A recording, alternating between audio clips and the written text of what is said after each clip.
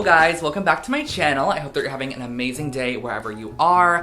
Today's projects are a little bit different than my traditional ones. These are going to be aesthetic DIYs. I feel like these projects are a little bit more on the viral, trendy, quirky, funky side, if you will. So I thought this video would come at like a perfect time to give you guys some inspiration for maybe your own DIY decor, or these are great gifts for your friends, your family, kids, nephews, uncles, aunts, whatever it might be. I think these are perfect DIY Christmas gift ideas as well. Now I saw my friend Jen over at Generation DIY do a video very similar to this where she created aesthetic DIY decor, and I absolutely loved her video. It was just so entertaining to watch. Oh my gosh, I also forgot to kind of mention that if you're wondering why I have barely any facial hair right now, it's because I shaved my face for my Halloween costume. I literally stayed at home, but my roommate and I were like, let's dress up. We could stay at home, have a cocktail. So I was like, okay, let's do it. And that is exactly what we did. I was Jack Skellington, as you can see right here. It's like a painterly Jack Skellington. I actually thrifted the suit, painted it on there. It was really cute in the end, and I got a couple of fun photos, but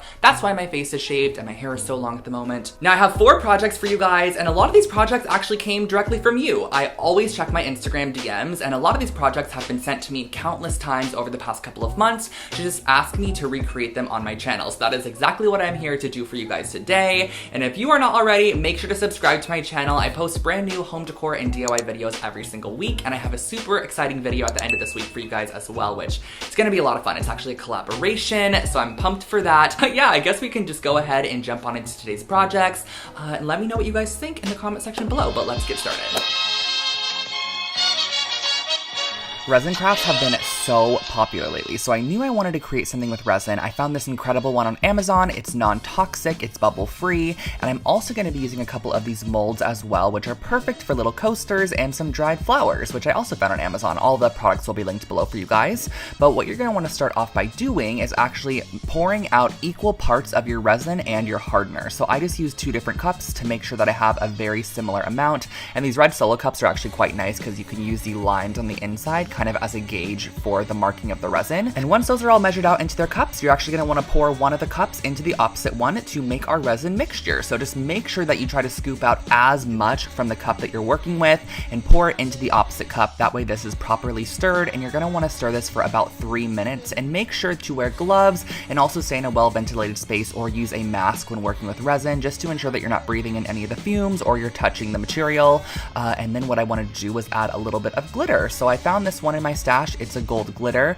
Now I thought that what I added here was a small amount of glitter, but I added so much. I don't know why I thought that I added a small amount, but I added a lot. So when you are working with glitter and resin, make sure to start off small and kind of increase from there, and don't go dumping in a huge amount like I did, because I had a ton of glitter in mine, but it ended up looking incredible. So next what I did was I actually poured like a base coat of resin in the bottom of each of the coasters, so just something that would allow my flowers to stick as I place them in, and I dropped in my dried flowers. Now of course you could dry your own flowers if you want to, but this project was like very last minute in my head, and I just wanted to go ahead and order some. So I ordered these ones, and I'll link them below for you guys, and I kind of just randomly placed them around the resin coaster, and then I topped off the coaster with another layer of resin. Now your flowers will move a little bit because it's such a liquidy consistency, but you can go back in with a toothpick or a wooden dowel or whatever you have on hand just to kind of maneuver your flowers and leaves back into their position. You're going to want to let this cure for about 24 hours, and once they are cured, it is so satisfying taking them out of the mold. So you're just going to pop them out. They super easily come out. As you can see here, they're so shiny, sparkly. They're just really fun, unique coasters.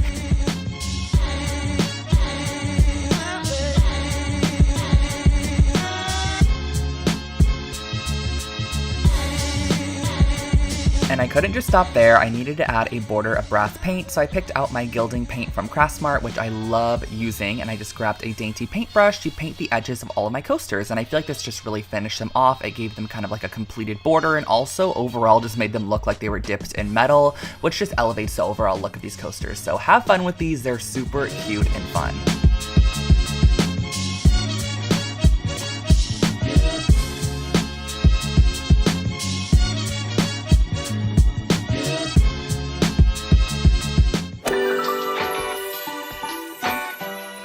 next project is the definition of vibey for sure. We are going to be starting off with two 2-liter bottles. Now, my friend James actually has a lot of these in his music room. They're like hanging up clouds that flicker different lights. They're so fun and unique and different, and I think they're perfect for a kid's room as well.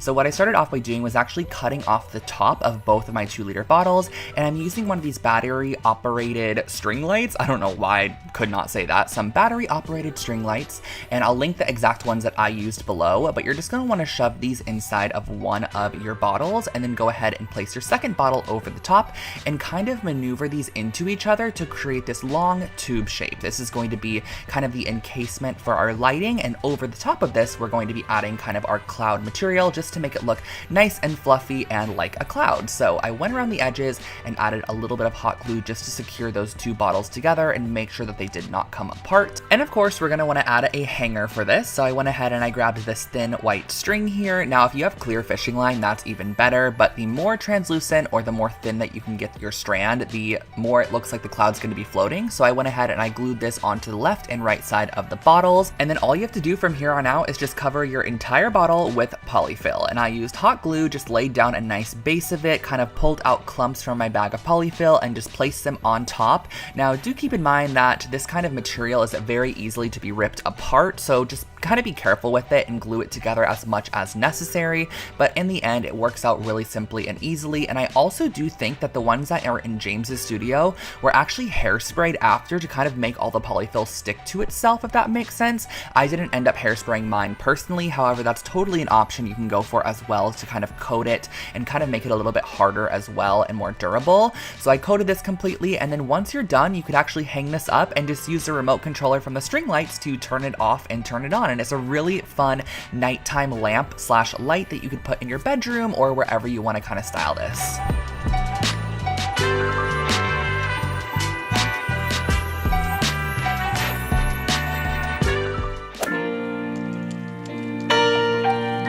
A few weeks back on Pinterest, I saw these super cute face trinket trays, and I was like, I could totally recreate something like this for sure, and I wanted to put my own little twist on it as well. So I went ahead and I grabbed some white oven baked clay, and I put it on top of some parchment paper with my rolling pin, which I use strictly for clay, and I'm going to be rolling this out into the shape of a face. You can kind of maneuver the clay with a pin however you want, so I rolled it out into this kind of like rounded diamond shape, and then once I got my generic shape, I just went around the edges and pinch them with my finger to create like a little lip on the edge, so it seemed more like a bowl slash tray as opposed to just a very flat piece of clay. And I love the way this ended up turning out. However, you can see that there's some finger indents in there. I suggest just rubbing them out with your finger. It kind of works really great if you just mush the clay and fill in those indents. And then once I was done with that, I wanted to create a thin little strip, like a little snake of clay, I guess you could say, which we are going to be using to add all of our details. So I created this really thin strip, which I then went ahead and created the first eyeball with, and the eyeball actually connected to the nose. I really love the look of like minimalism line art, especially when it comes to these kind of face sculpture shapes. So I went ahead, I added the nose and the eye, and then I popped in a couple of eyelashes as well, which I thought was a cute little addition.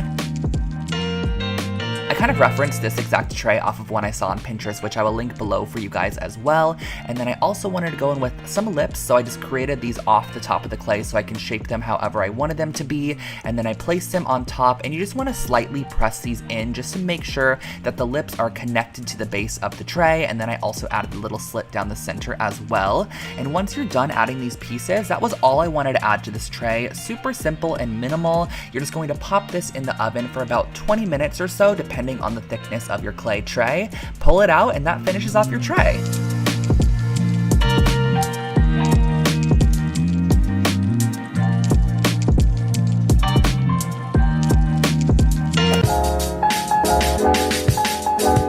I had to save my favorite project for last. I've been wanting to recreate these kind of shaped candlesticks for so long, and I came across this video by Katie Bookser, and she shared a tutorial on how to do it, and I had to recreate them myself as well. So I'll link her tutorial for you guys because it was super helpful. But I started off by going ahead and grabbing a tall like vase or whatever you have that will fit your candlestick inside of there, and soak your candlesticks in warm water for 15 minutes. Make sure that it is not hot, but that it is just warm. And then once you pull them out of that water, they're gonna be very, very malleable, and it's a very weird feeling because they're not sticky at all or waxy, nothing transfers to your fingers, but they're super moldable, which is amazing. So I just kind of molded this first one here, which was a yellow one, into a really cool shape, like a twisty squiggle, I guess you could say. I just thought it was a fun take on your traditional straight candlestick, and I love the way that these add just a little bit of personality to a space.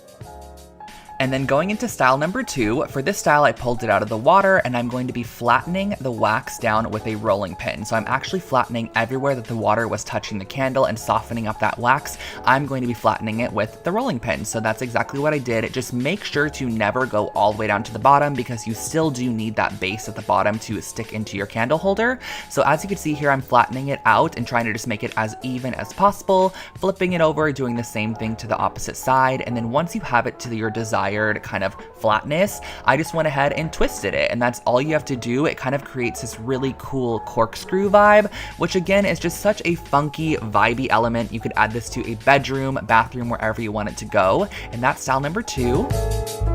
Popping a couple more candles in, we are going to be using these two for style number 4, but for style number 3, I just grabbed this yellow one here, and I wanted to actually create a full knot out of this. I thought a knotted candle would look so cool, however, the candlestick was not long enough, so I ended up kind of creating this roller coaster loop vibe.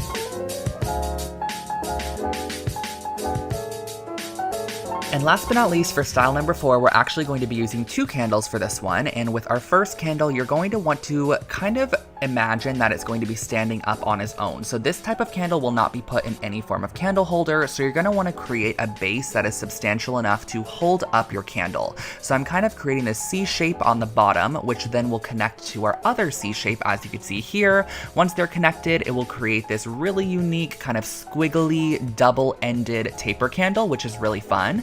And I just popped these in the fridge for about an hour to cool them down. Now I figured I can just go in with a lighter and kind of light one of the ends, and that way it would melt, and then I could melt it to the other one and it would be perfect to go, but that was not the case. The wax actually dried super quickly, so all I did was I just super glued them together, and I think the seam would have been a little bit more seamless if I wouldn't have actually burnt the first one first, because it kind of rounded off those edges a little bit. But once you do super glue them, it is perfect, it looks amazing, and that finishes off all of these kind of funky new candle shapes.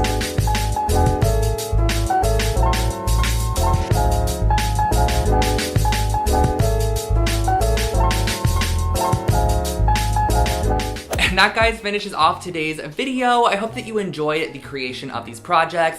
The coasters were so fun to make, and not to mention those candlesticks. That was probably one of my favorite projects in the video for sure. I just loved how I was able to bend them and shape them and form them into something that they were not to start with. So if you are not already, make sure to subscribe to my channel. I post brand new home decor and DIY videos every single week here on the channel. You can also make sure to click that bell icon next to the subscribe button if you are not already, because it actually notifies you when I upload a video, because a lot of people don't get notified unless you click that bell icon. So make sure that is pressed by your subscribe button and you are good to go. But I will catch you guys all in my next video. Have an amazing rest of your day, and I'll see you next time. Bye, guys.